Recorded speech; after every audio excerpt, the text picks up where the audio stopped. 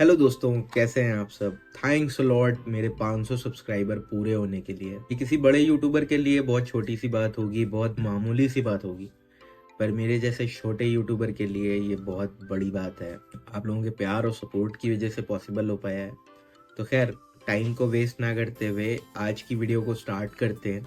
आज की जो वीडियो है वो एक्चुअली एक रियल इंसिडेंट से बेस्ड है, रियल स्टोरी से है।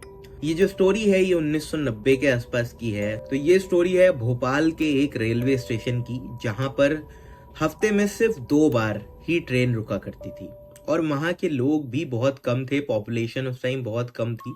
वहां पर एक छोटा सा कस्बा था, गांव था, जो कि स्टेशन से 3-4 किलोमीटर की दूरी पर था और वहीं के लिए ही ट्रेन रुकती थी और हफ्ते में सिर्फ 2 बार ही वहां पर ट्रेन जाकर के रुका करती थी। तो दोस्तों, कहानी ये राजू की है, जिसकी नई नई रेलवे में नौकरी लगी होती है। ये कानपुर के रहने वाले राजू हैं। तो रेलवेज में इनकी स्टेशन मास्टर की ड्यूटी लगती है और पहला ही इनका ट्रांसफर जो होता है वो हो जाता है भोपाल के उस हॉन्टेड रेलवे स्टेशन पे। अब कहानी यहाँ से शुरू होती है कि राजू भाई साहब का पहला दिन होता है और इनके साथ में एक इनका असिस्टेंट होता है। और आप मतलब ये देखिए कि उस हॉन्टेड रेलवे स्टेशन पे रेलवे के कर्मचारी सिर्फ दो कर्मचारी और कुछ लोकल गांव के लोग होते हैं जो कि वहां पे काम वाम करते हैं। जब राजू वहां ज्वाइन करता है तो उसको बहुत सारी चीजें अस्त व्यस्त मिलती हैं। तो वो पूछता है कि ये पुराने वाले जो स्टेशन मास्टर थे वो लोग कहाँ गए।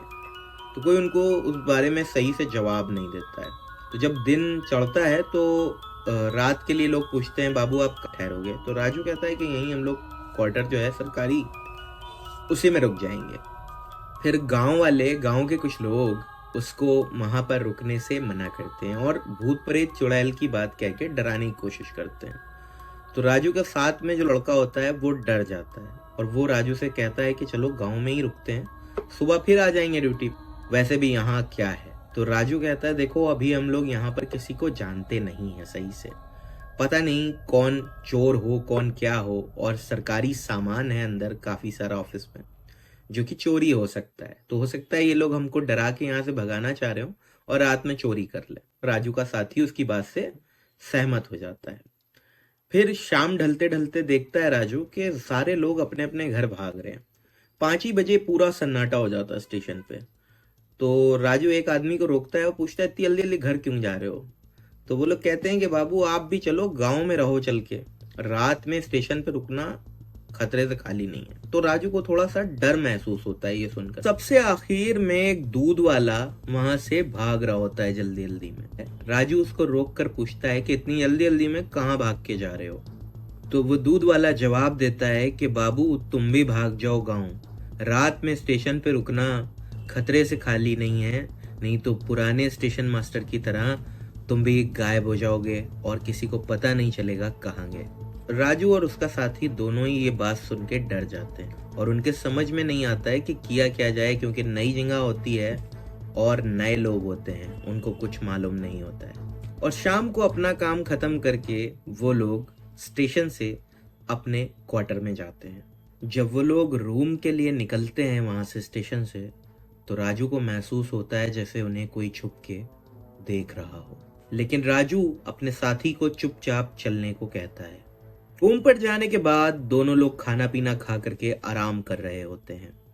फिर थोड़ी दूर से अचानक से किसी के बहुत जोर जोर से रोने की आवाज आ रही होती है। तो राजू का साथी कहता है, चलो देखते हैं चल के कौन रो रहा है। तो राजू उसको रोकता है और कहता है कि पागल आदमी, यहाँ दूर दूर तक कोई घर नहीं है, तो इस टाइम कौन रोएगा, और जाने की बाहर सोचना भी मत, चुपचाप रूम में बैठो। फिर कोई आकर के जल्दी से दरवाजा पीटने लगता है। कोई औरत बार बार दरवाजा पीटती है और कहती है, मदद करो मेरा बच्चा जख्मी है, मदद करो मेरे बच्चे को चोट लग गई है, दरवाजा खोलो, हम बहुत परेशान हैं, हमारी मदद करो। राजू और उसके साथी की जान हलक में आ जाती है कि इतनी रात को ये कौन है, और उन दोनों के दिमाग में सिर्फ और सिर्फ गांव वालों की कही हुई बातें ही घूम रही होती हैं। तो राजू का साथी चुपके से राजू से कहता है कि दरवाजा खोल के देखना चाहिए कि है कौन। तो राजू उससे कुछ ना करने को कहता है और कहता है, शांत होकर के बैठे रहो, जैसे हम लोग यहाँ पर है ही नहीं। फिर बाहर से 2 औरतों की आवाज आती है कि मदद करो, मदद चाहिए, मदद करो। राजू अपने साथी के मुंह पे हाथ रखता है और कहता है कोई आवाज मत करना। और अचानक से आवाज चेंज हो जाती है और आवाज आती है कि कब तक बचोगे। फिर भी वो दोनों चुपचाप बैठे रहते हैं और कोई मूवमेंट नहीं करते हैं। और फिर अचानक से दरवाजा बहुत जोर से हिलता है, जैसे कोई पूरी ताकत लगा के हिला रहा हो। लेकिन धीरे धीरे थोड़ी देर बाद ये सारी चीजें होनी बंद हो जाती हैं। अगले दिन सुबह अपने ऊपर बीती उस रात के बारे में गांव वालों को पूरी बात बताते हैं। गांव का एक बूढ़ा आदमी कहता है उसमें से कि बेटा, जब हम आपको कल समझा रहे थे तब आपको इस बारे में समझ नहीं आ रहा था। आपसे पहले कितने और बाबू आए और गए, कुछ वापस भाग गए और कुछ लापता हो गए, जो आज तक नहीं पता चला कहाँ गए।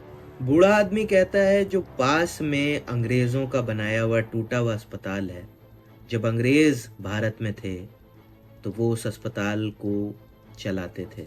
और उसी वक्त की बात है कि वहाँ पर बहुत सारी औरतें इंडियन काम करती थीं जिनके छोटे छोटे बच्चे थे। और रात में एक दिन एक औरत का बच्चा ऊपर से गिर के मर जाता है और वो उसको उसी हाल में लिए लिए हर क्वार्टर तक भाग के जाती है, पर कोई उसकी मदद नहीं करता है और कोई दरवाजा नहीं खोलता है। तो वो औरत जा करके वहीं से कूद के जान दे देती है खुद भी। और वही औरत रात में घूमती है और जो भी उसे यहाँ मिलता है उसे जान से मार डालती है। कहता है तुम लोगों ने सबसे बहादुरी का काम ये किया कि आवाज नहीं करी और दरवाजा नहीं खोला। अगर तुम लोग कल दरवाजा खोल देते तो आज तुम लोग हमारे बीच जिंदा नहीं होते। राजू और उसके साथी की बुढ़ऊ की बात सुनने के बाद जान हलक में आ जाती है और वो दोनों ही वहां से पहली ट्रेन पकड़ के अपने अपने घर भाग जाते हैं और कहते हैं भाड़ में जाए ऐसी रेलवे की नौकरी हमको नहीं करनी। तो दोस्तों, कहानी कैसी लगी? ऐसे ही और मजेदार कहानियां सुनने के लिए आप चाहें तो मुझे अपनी स्टोरी भी मेल कर सकते हैं। मैं उस पर नेक्स्ट वीडियो बनाऊंगा जो स्टोरी मुझे पसंद आएगी। तो दोस्तों, ऐसे ही आगे इंटरेस्टिंग वीडियोस देखने के लिए मेरे चैनल को सब्सक्राइब करें।